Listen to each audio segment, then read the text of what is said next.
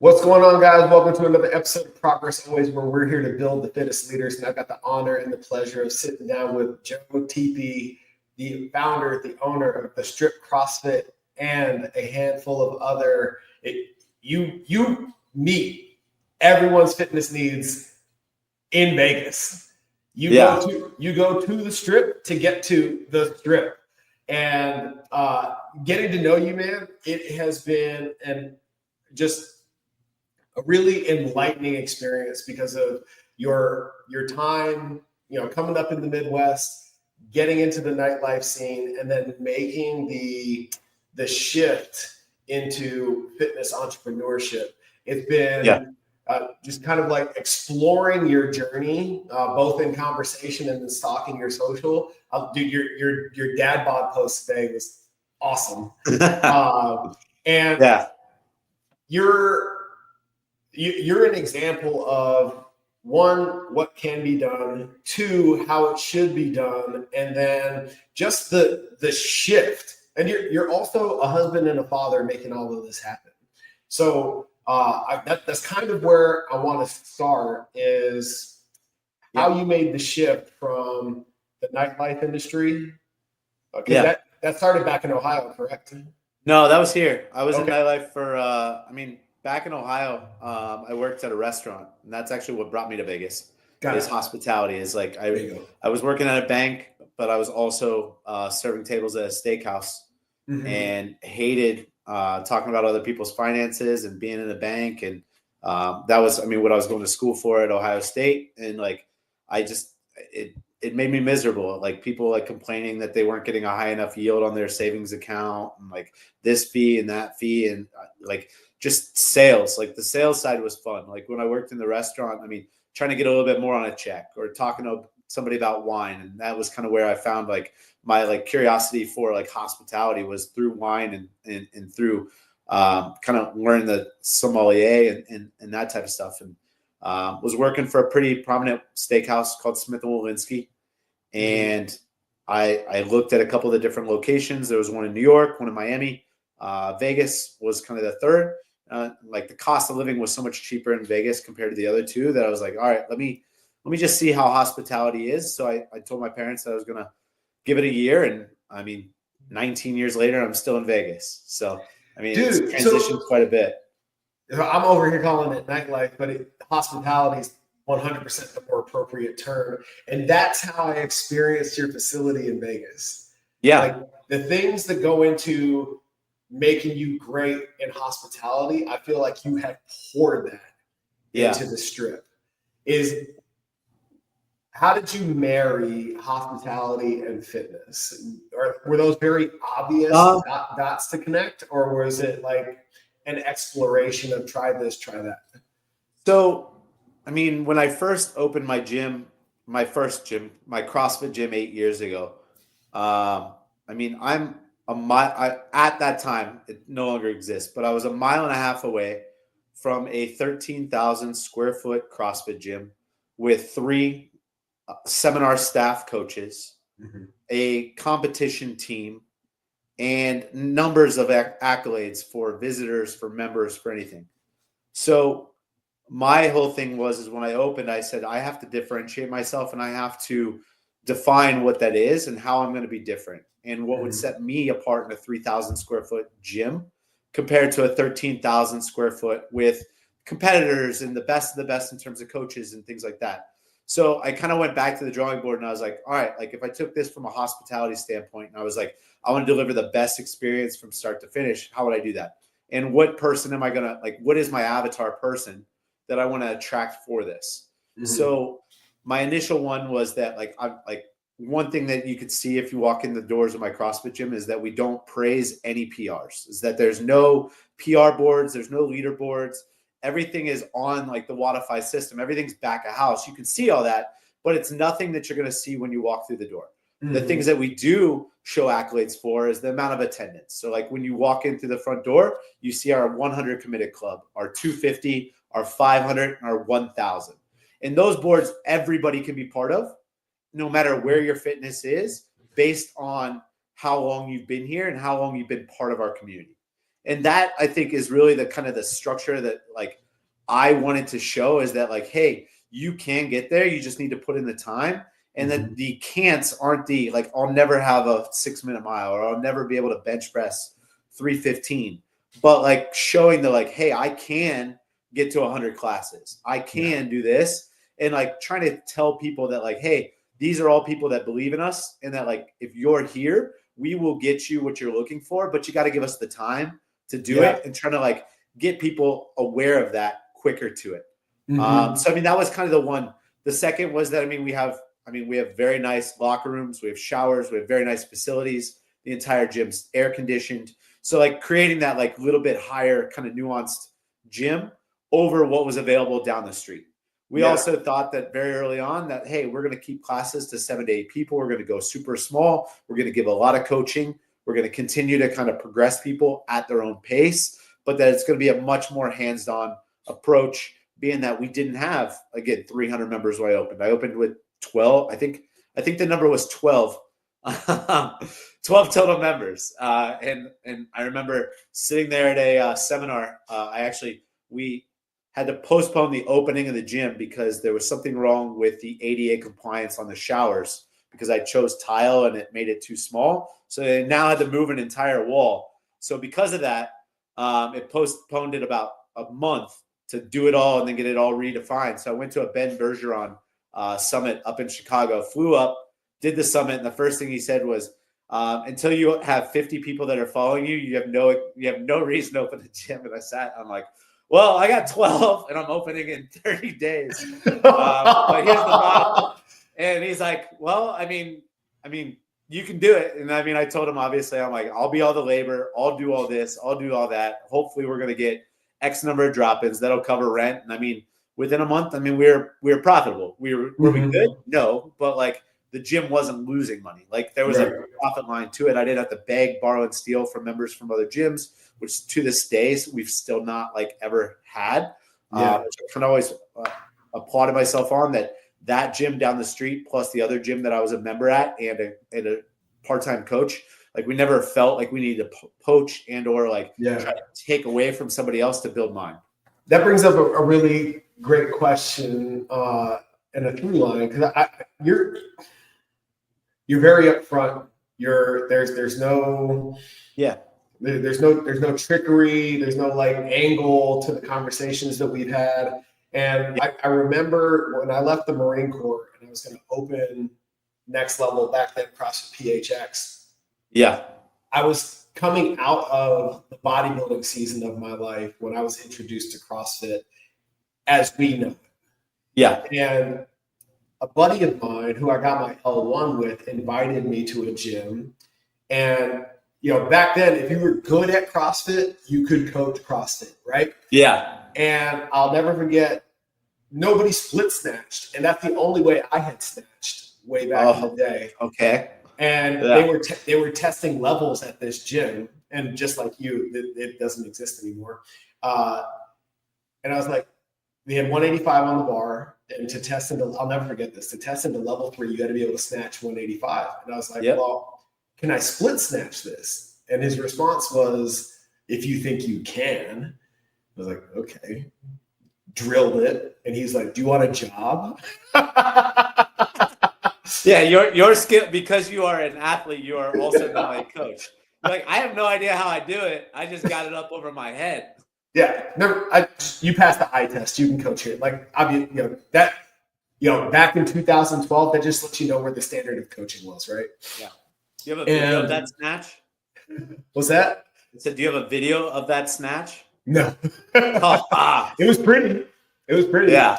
But I was like, dude, this is what I'll do. I will apprentice if you show me all the back of the house stuff. Because I know everything about fitness, had my CSCS, all that kind of good stuff. Sure. Didn't know shit about business. Yeah. And he's like, I'll do that deal. And just so we're on the up and up, I won't open my facility because all roads lead that direction. You're not going to dangle a big enough carrot that's going to keep you on your team. Yeah. On a handshake, just just an integrity driven deal. I was like, I won't open up in your backyard. Yeah. later on, I open up on the other side of town, and then he opens up another facility two blocks down the road.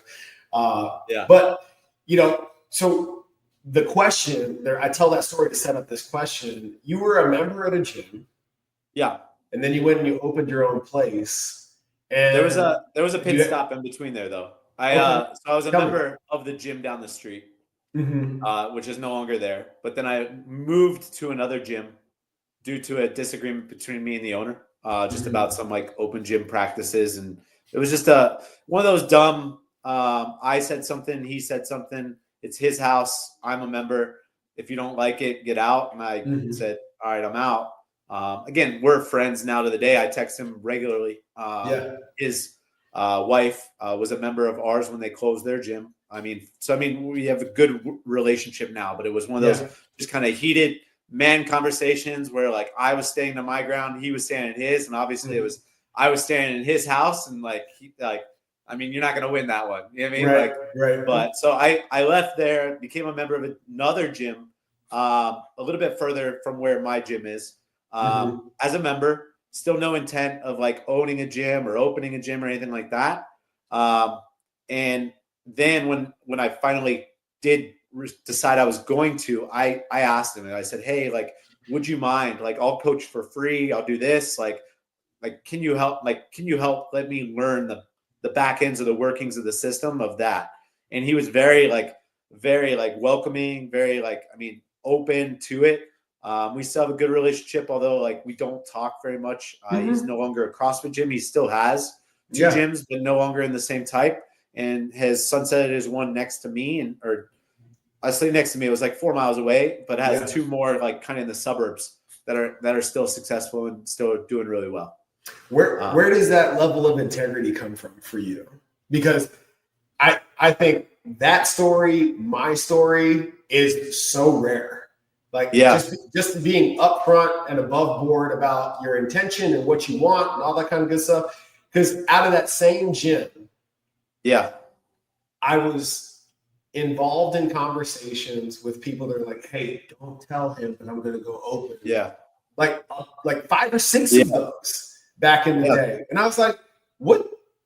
Coming from the Marine Corps, I thought everybody was like, dude, we'll move mountains for pizza and beer. What do you need, bro? Like, why do we have, what's with all the secrets? I was not used to that. And I was so disenchanted by like the secrecy and the lack of integrity in something that's supposed to be so community driven. Right. So where does that show up for you? Where does that come from in you? I mean, I think that, from the 13 years that I worked in nightlife, I dealt with a lot of people that were turnover. And I dealt with a lot of people that it was like all about the quick buck, all about like, what can I get the person to spend in front of me today? And my thought is like, I want to have them have such a memorable time, spend a good amount of money, but continue to seek me out year after year after year. And I feel like that's always been kind of my angle to it, is that like I want to keep you longer, and therefore I will win. I don't need to win by like being shady. I don't need to win by like I don't know. It's like I look at it as it's like the quick buck, or like the secret is like I'm going to do it secretively because it's maybe easier. Maybe it's like the person, I can get one over on them, and therefore I'll be a little bit ahead of where I might have been if I was just upfront and honest. But if you're like upfront and honest and you're like, hey, I'm going to do this, but hey, we'll both be competitive and I will work, you will work. Like, I feel like my whole thought is like, if you say like, I'm secretive, well, I want to run a little bit of the race and let you maybe try to catch up. Instead of you and the Marines, you're like, I'll fucking work till I need to not work to make it work. And like, I'm willing to do whatever it takes to succeed.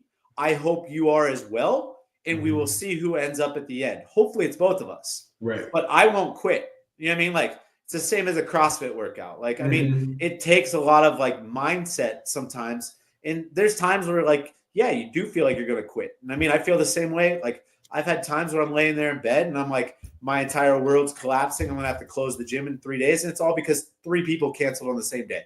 You know what I mean? Like, you're just like, like years later, I mean, it changes though. And I mean, you reframe it, you continue, and you're like, this is that hard part of the workout.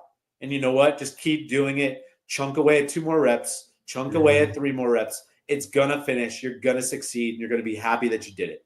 And like my whole thing, I mean, but it's the same thing as like, what if you cut a corner on a mile?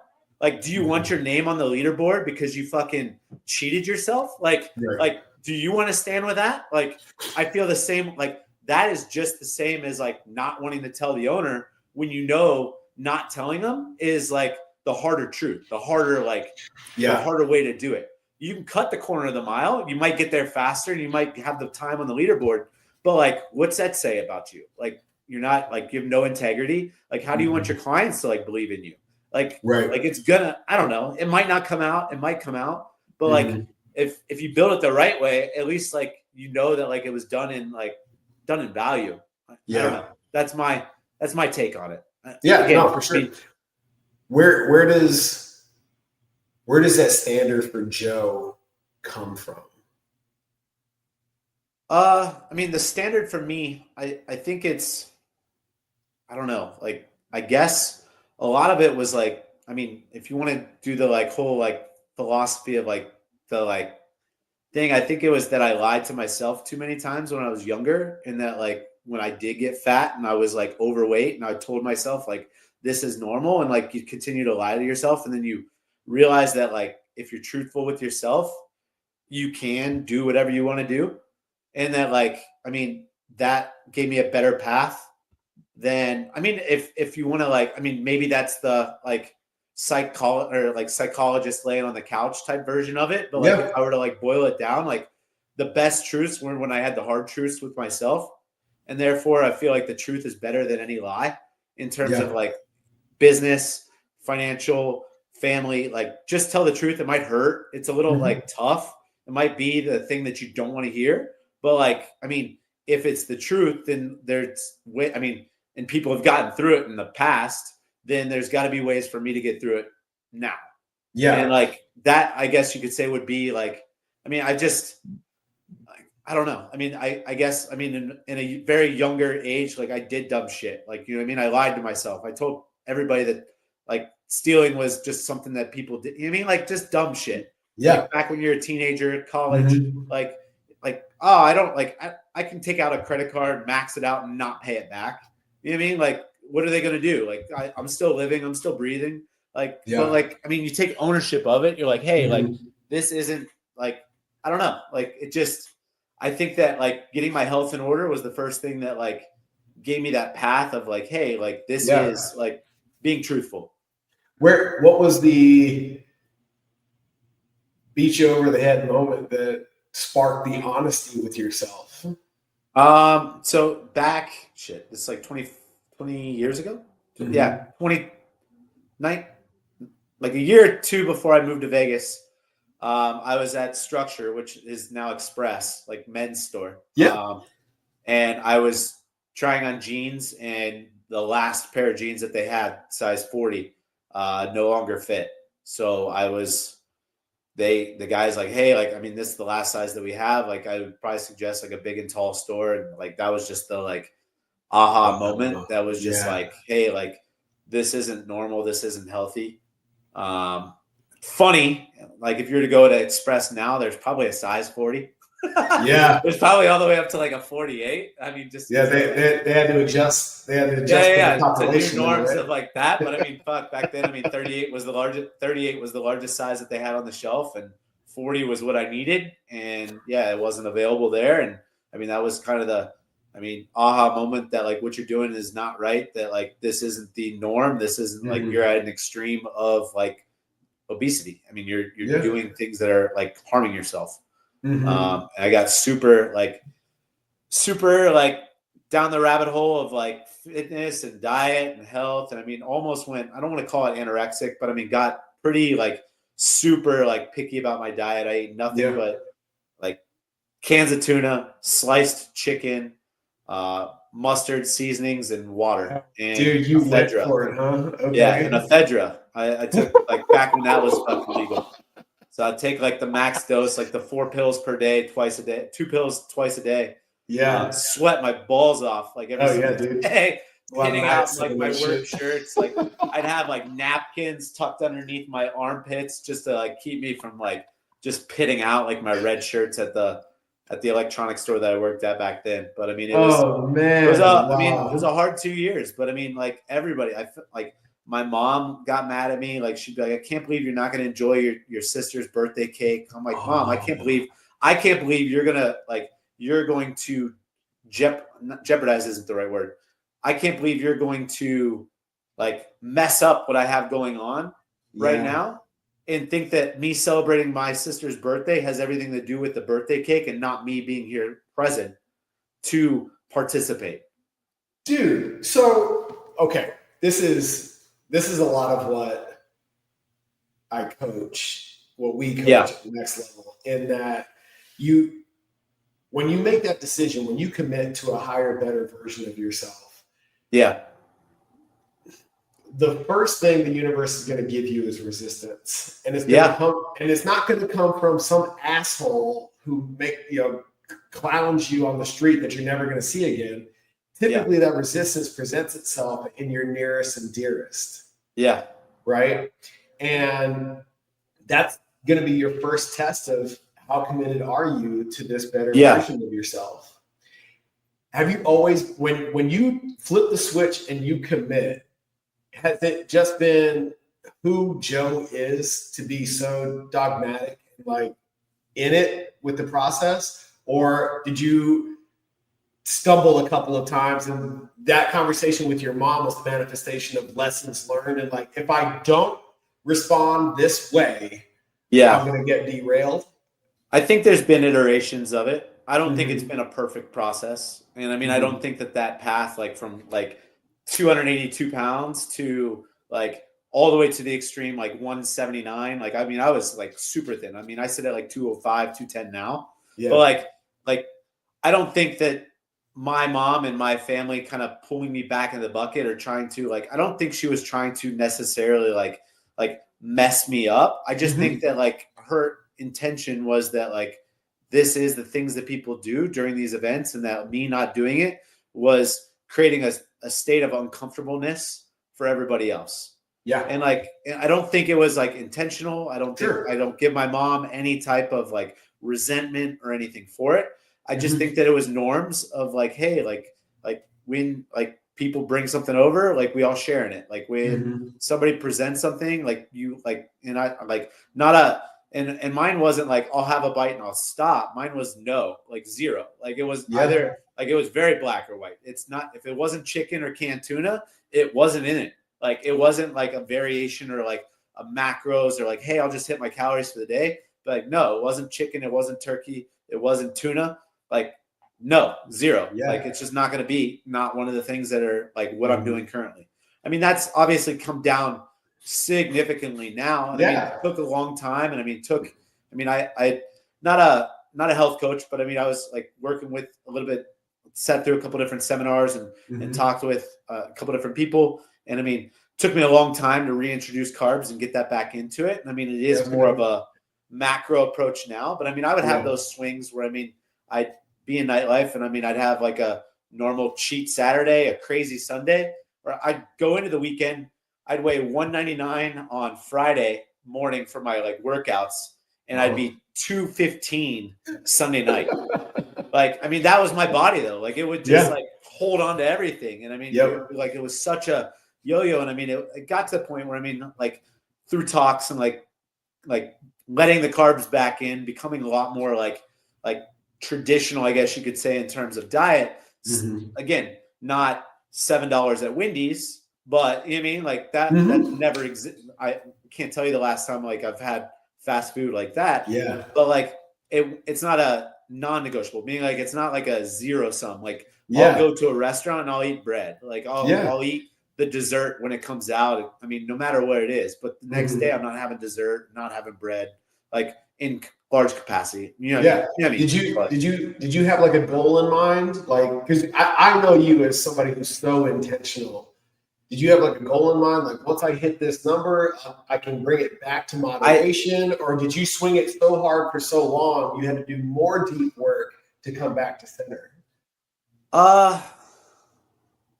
I think like it was such an extreme to get it to where I did. And like, I Mm-hmm. didn't know where I wanted to get it, but like, then like it kind of came back to like a little bit of like, well, I still want to have some fun. I still want to be able to like, I moved to Vegas, like I was going out, like, I was going to nice restaurants and stuff like that. So it was like, I didn't want to not like, as long as it never shifted back up higher, like, but Yeah. there would be shifts. Like there was Mm-hmm. it would not extreme, but there was a pendulum between probably 190 and 210. And over the course of a week or 2 weeks, like it could fluctuate or get Mm-hmm. up there. But Yeah. like, I now knew the habits that could self-correct it back down based Yeah. on any circumstance. No Mm-hmm. matter what was thrown in front of me, I could eat like crap for 5 days or 7 days. And like, I knew how to get it back to baseline. And I Yeah. think that became like the new norm around the 200 mark. Mm-hmm. Uh, and it also like, I was also like, my fitness though was kind of like ebbs and flows too. Like I really didn't have a community until I started CrossFit. 12 Yep. years ago, where Mm-hmm. like I found joy in showing up. Like I missed it when I wasn't there. And Yeah. like people are so infatuated about like, well, CrossFit, like I could just go to the gym and do this. I was like, yeah, but do you enjoy it? Do you miss it? Mm-hmm. Like, Right. do you do you want to be at the gym by yourself, or would you rather be with 10 other people that are just good people that are pushing Mm-hmm. you for that last extra ounce? And then when you're done, you're like, hey, like I'm happy to come back tomorrow. As Right. opposed to like, I have to do this for health. It's like, find a group of people. And that's what I always tell people. I'm like, whether it's Pilates, yoga, spin, boot camp, CrossFit, like I don't give a fuck. Like Yeah. if you can see yourself doing it a year from now, 3 years from now, 5 years from now, that's the fitness you need to do. You just need to be more successful, take more Yeah. consistency in it, as Mm-hmm. opposed to bigger like swings of the pendulum back and forth. Yeah. What was your significant moment in nightlife that forced your hand or created the Yeah. awareness that, you know what, this isn't forever for me. I'm going to go do this gym thing. Yeah, so I was working in nightlife. I was there for about 8 years. Doing very well, pretty successful, and exited nightlife to go work for a client of mine to open a hospitality project that was in Chicago. It was going to be a skyscraper. There was another project slated for Dallas and another one in DC. And like that was my exit. I was like, I did what all the other people do. It's like kind of like kind of like being a stripper. Like there's only a certain time that you can stand at the front door. There's only a certain amount of time that you can be at a strip club as a girl. Like I found my exit. I found my like knight in shining armor to like run off with. Like that was my old boss. And like it was all going good. And then it wasn't. Like the project never got off the floor. Paychecks started bouncing, and like I had to go back into nightlife. And like it was the second time when I went back and I was there. I was in a relationship. I was wanting to start a family. And like it was no longer the fun stuff that I was doing. Now I was doing it for the paycheck and for the money. And like the joy wasn't there. I didn't want to be there like 5 years from then. I didn't want to be there 10 years from then. It was like, what is my exit? And how am I going to like transition out of this? Right. So that was the moment that I told Whitney that I was like, hey, I want to open a gym. I keep telling the other coaches at the gym that I'm at, this is the model. This is what you got to do. There's no gyms by the strip. Open it based on drop-ins, build a membership organically, promote to these people. You'll be able to do it. And like nobody else picked it up. Nobody else wanted to run with it. I'm like, I'll invest in it. I'll do this. And I'm like, I told Whitney, my wife, and I'm like, hey, I want to do it. And she's like, what's it going to take? I was like, a lot of fucking hard work. She's like, let's do it. She's like, let's do it. She's like, you love it. Like it's the place that you're most happy when you're not working at night in the casino. And she was, on board from day one. she didn't see me for like the first 2 years. I coached 9 classes a day from 6 a.m. till 8 o'clock at night. I did all the onboarding. I did all the cleaning. I did all the like programming. I did everything. I was a one-man band. It wasn't for 6 months that I even had somebody like covering or enlisted as basically like just part-time help. Yeah. And even when it was just Wednesday nights, and that was it. It was like a break in my week. It was like Wednesday nights with like, let me get a little bit of a reset. And then we were closed on Sundays.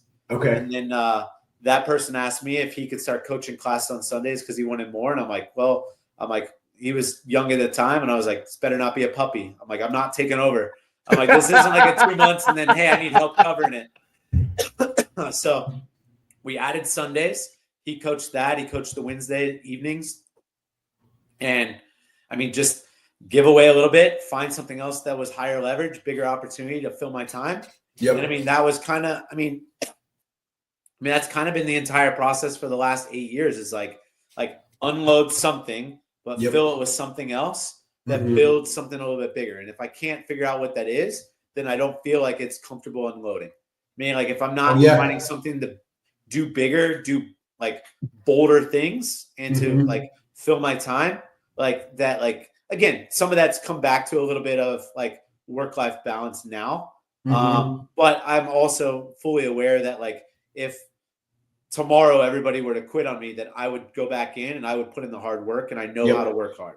But like, that being said, like, that's not, I mean, it's only sustainable for a certain amount of time. Yeah. And it's also a lot better when you can bring people along with you.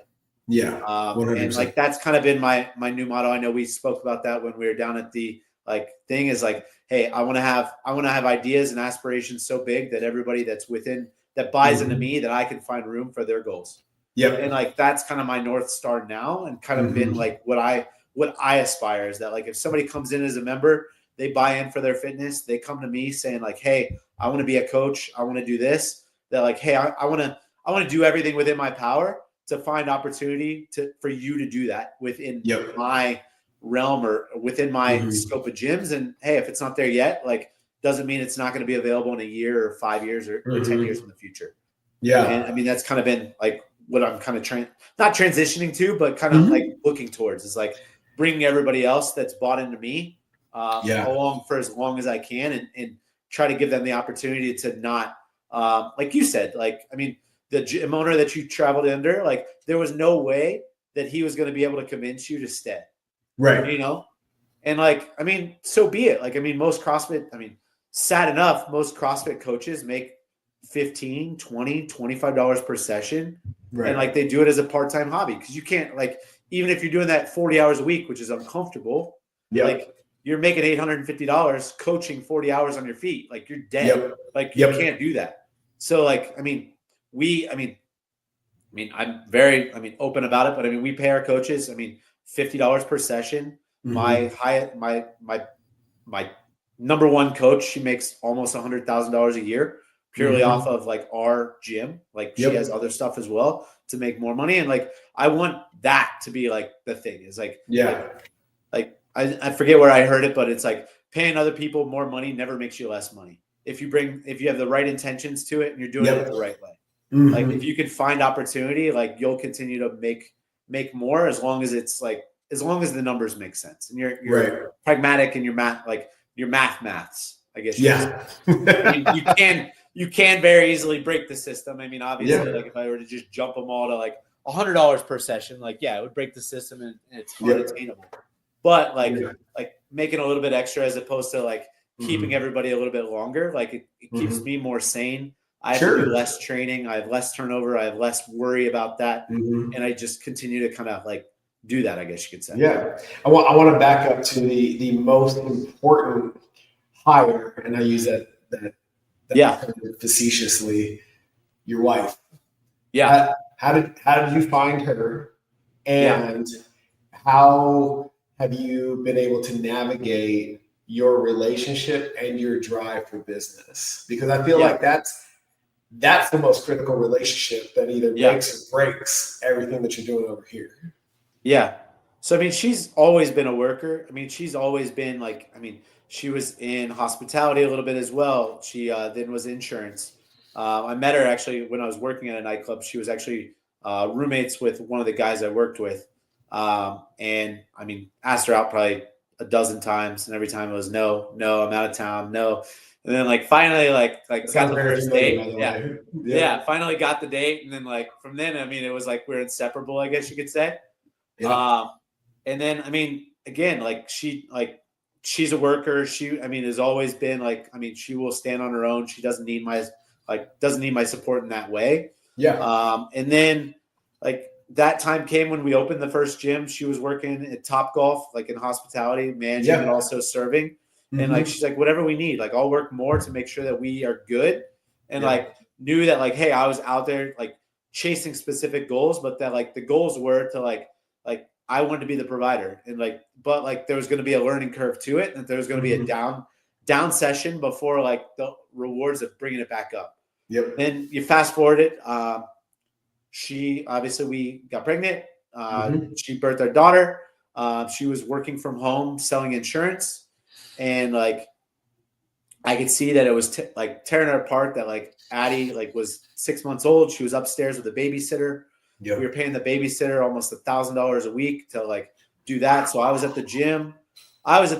Whitney was downstairs, and like she's making like probably a couple hundred, maybe $300, $400 more than what we were paying the babysitter. And I said, Whit, like I want you to retire from insurance.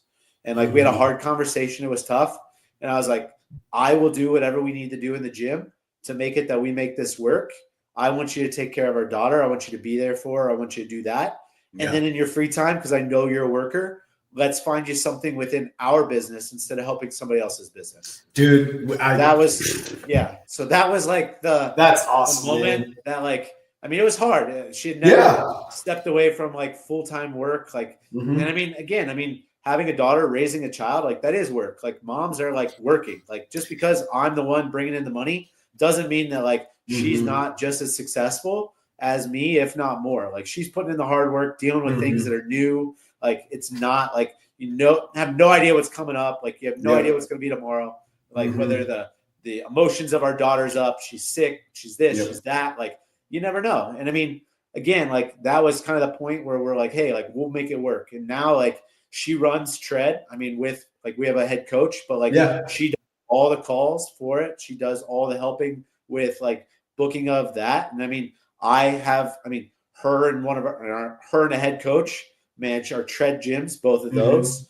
I take on barbell by myself with one of our like with a head coach. And then Stephanie, our head coach at CrossFit, I mean, has that whole thing. And then I kind of like oversee / like check in with everybody. But like it's become a little bit more like now that our daughter's in school, like there's more free time. Like now she just wants to crush. Now she just wants to do more gyms and more bookings and like get more leads and get more people through the door. I'm excited to see what that looks like, especially as our daughter goes into full pre-K next year, where like where Whitney will have 5-7 hours to sit down in front of a computer and just hash out phone calls. I mean, we're like top 3 on the dials right now in the BLG community. I'm like, I can only imagine what it's like if she has 8 hours or 6 hours, 5 days a week to be able to do that instead of 2.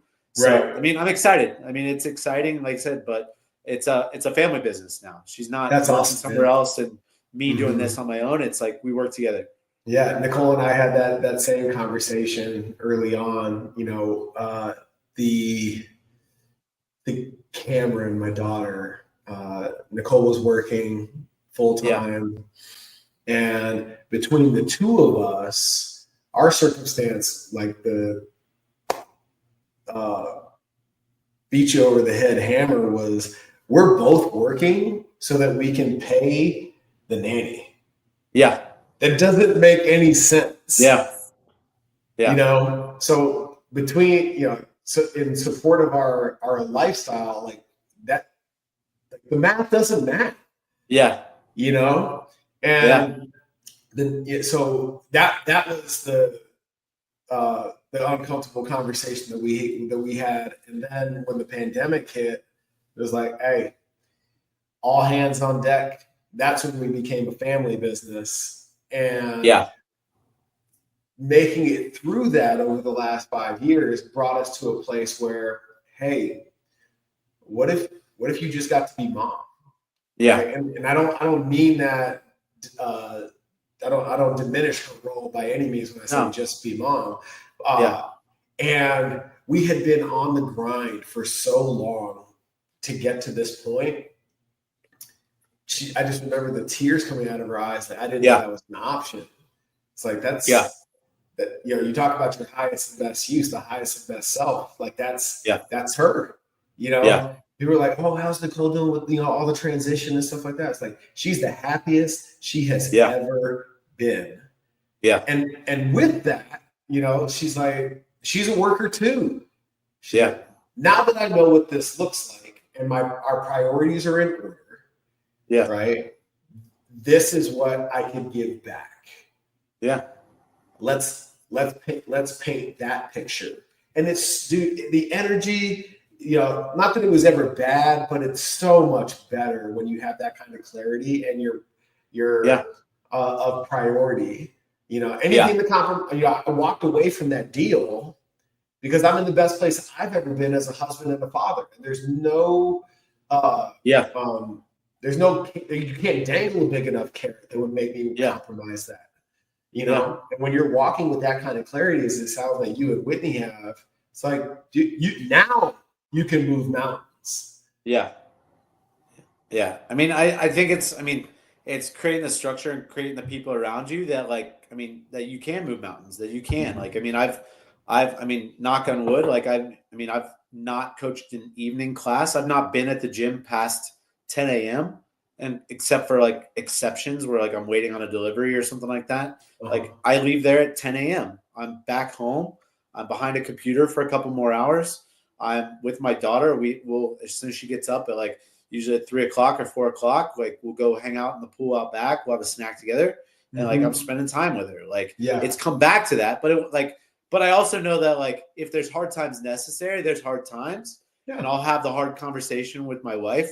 And again, I would have it with Addie if I felt like she would understand it. But there's truths that are there where hey, this needs to be done so that we can do this. And if there's a hard point coming back up, I'm all in.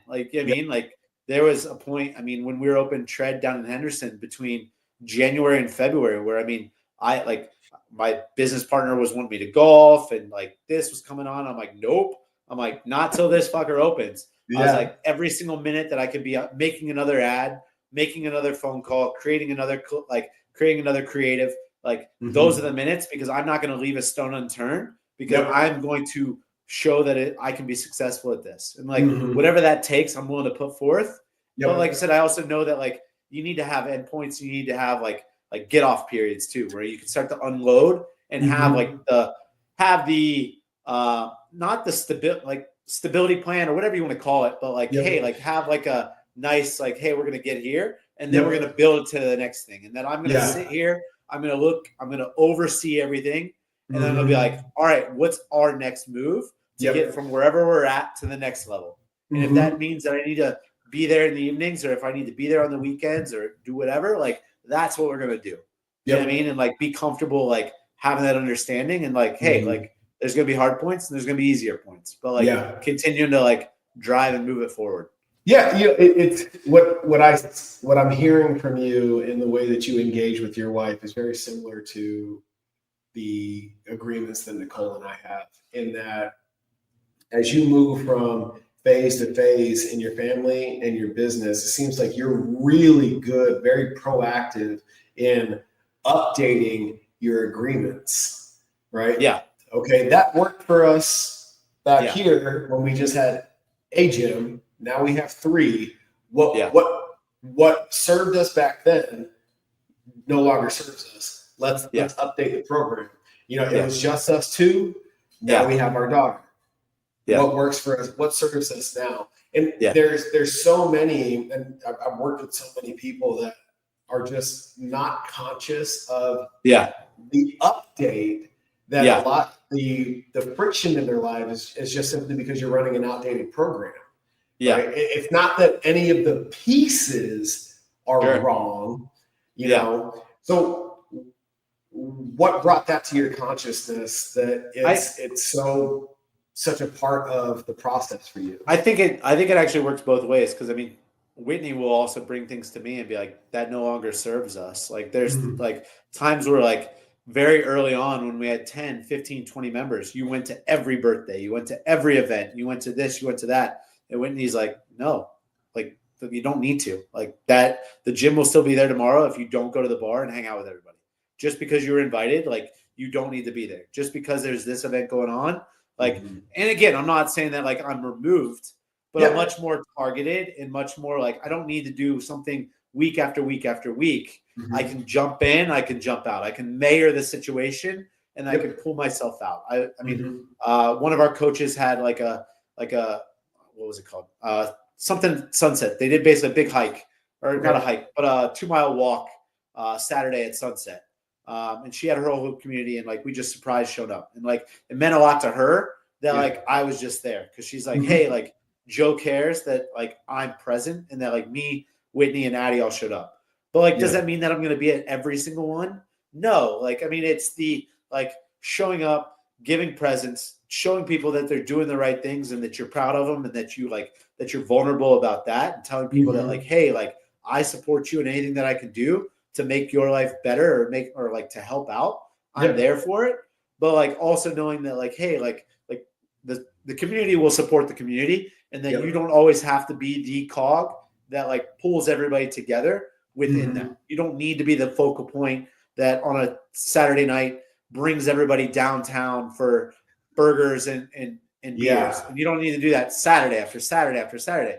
Doesn't mean you shouldn't show up from time to time and surprise everybody, but like that, like you need to like, and I think that, I mean, my wife very holds my hand to that. Like, hey, like, no, like you like, or it will just like question, like she's a little bit more like I get something routine, and then like I become super routine, and then she's like, we don't need to do that anymore. Let's revisit it. And then like, you're right.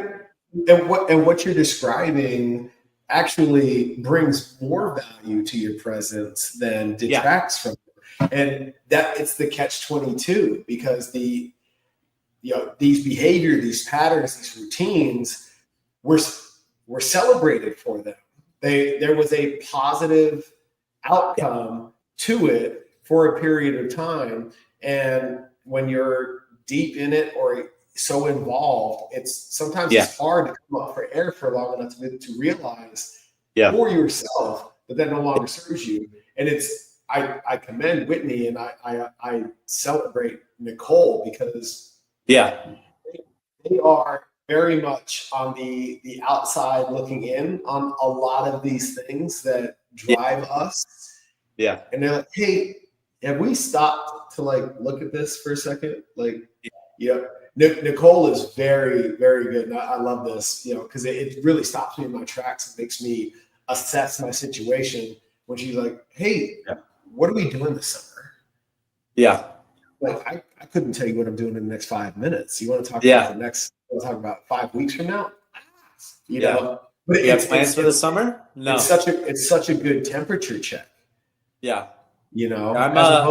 opposed to like the flying by the seat of the pants. Ooh, I can fit this in. Let's go do that. She's very much a planner, and that balances me out so much. Yeah, I'm a little nervous. I mean, it's been planned now for 2 years, but we're going to Europe for 21 days. Nice.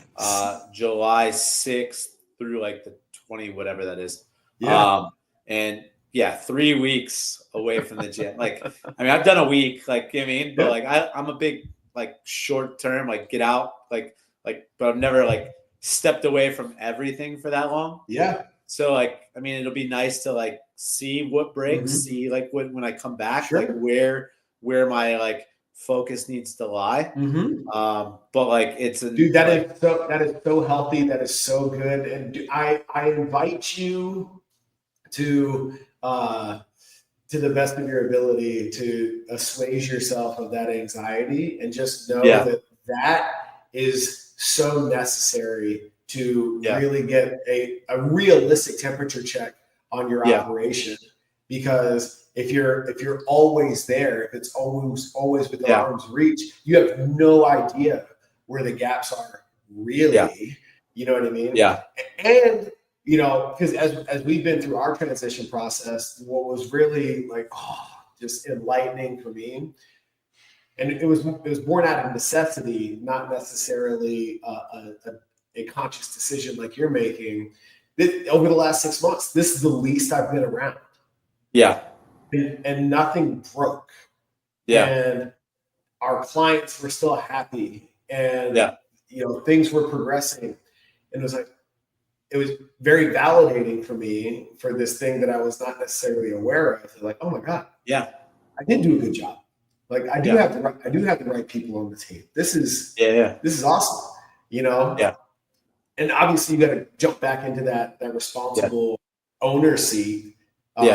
you can't, just go overboard with it. But at the same Yeah. time, it's nice to know that, if Mycal wants time off or Mycal wants to go take this trip with the family, we're good.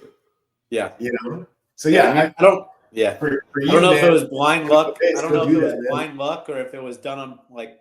I know it wasn't done intentful, but like I didn't have enough room inside my gym to build an office, so my office is at my house. Yeah. So like whenever I do like any type of like work, like I leave the gym, and I feel like it does make them like I get more work done because like people aren't like knocking on my door like saying, I got a little bit of a shoulder thing. Can you show me those bands again? And you're like, well, if I don't show them the bands, they're going to cancel their membership. That's what immediately is going on in the back of your head.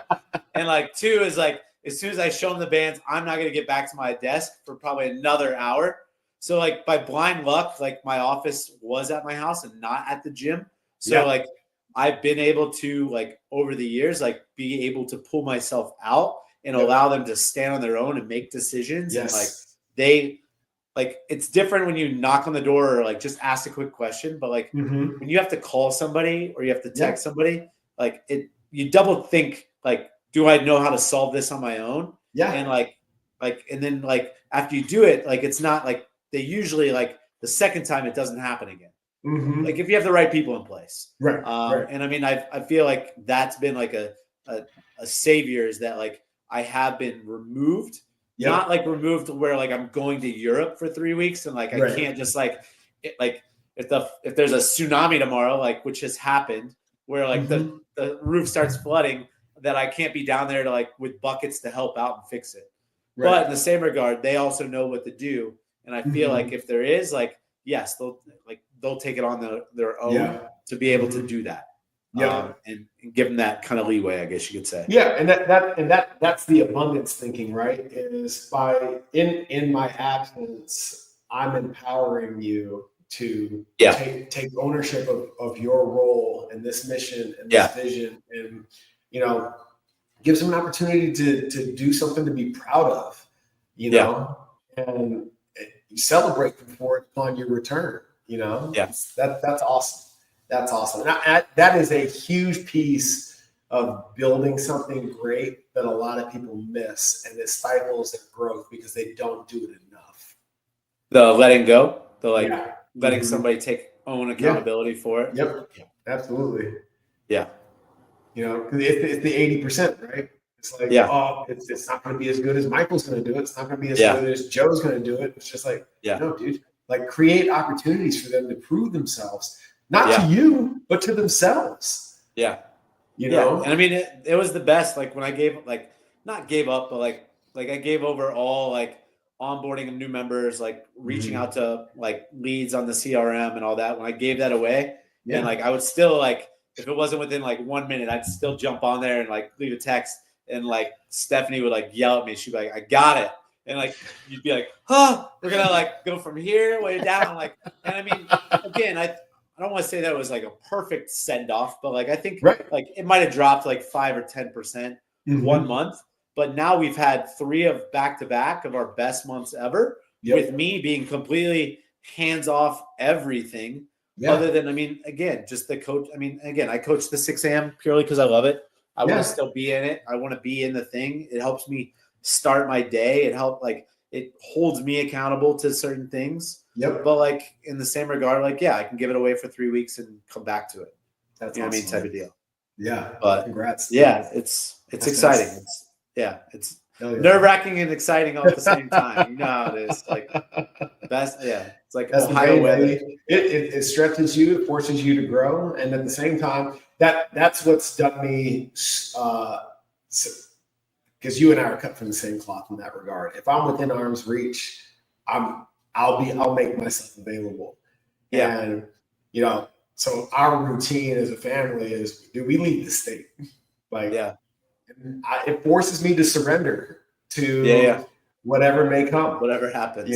So it does me zero good. It helps my family absolutely nada to be thinking about the gym while we're hiking through Yellowstone. So it's a great relief from the pressure valve to just be present with your family and be all in on that for the 21 days you're gone or whatever.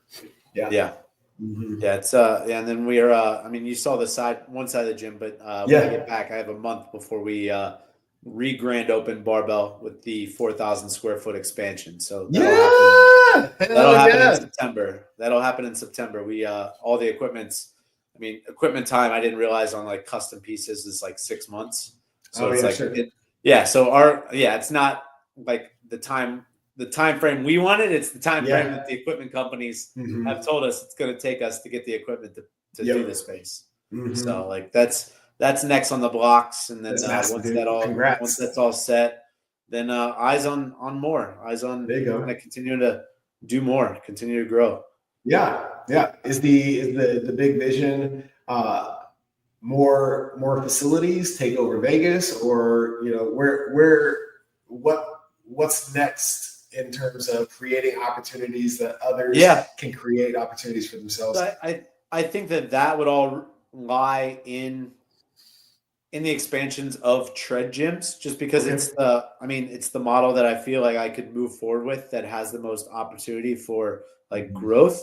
I think our barbell gym works very well because where we're located and has some built-in like unique characteristics that are like unique to us because of where our location is. Our CrossFit, I mean, I opened it 8 years ago, like not boom of CrossFit, but not in where it's at now with, mixed messaging, and people like it, they hate it. If they are doing it, they have an affinity for the gym that they're at.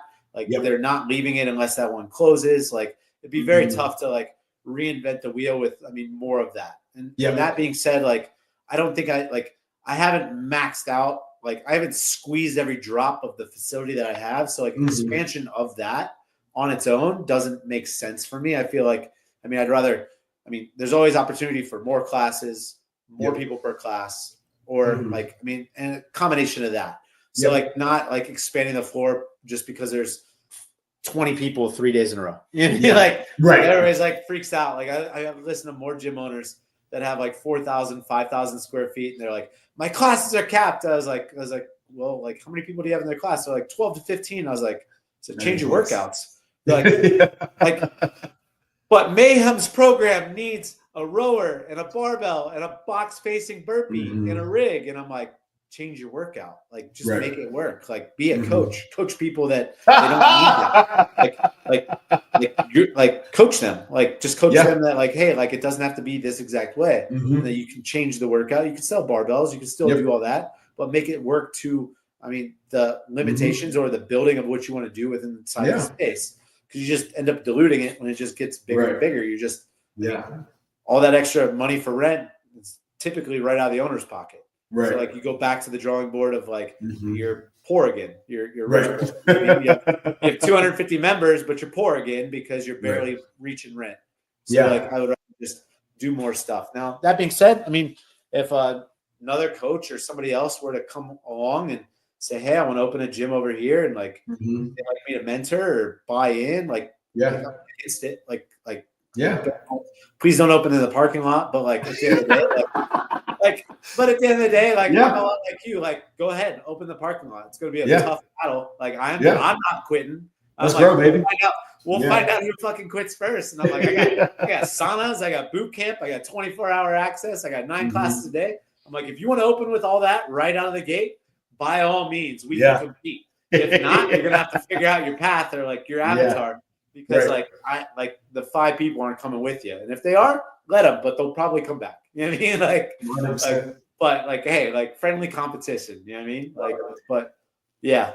Joe Tepe, everybody, dude. Where can everybody find you online and on and off the strip, man?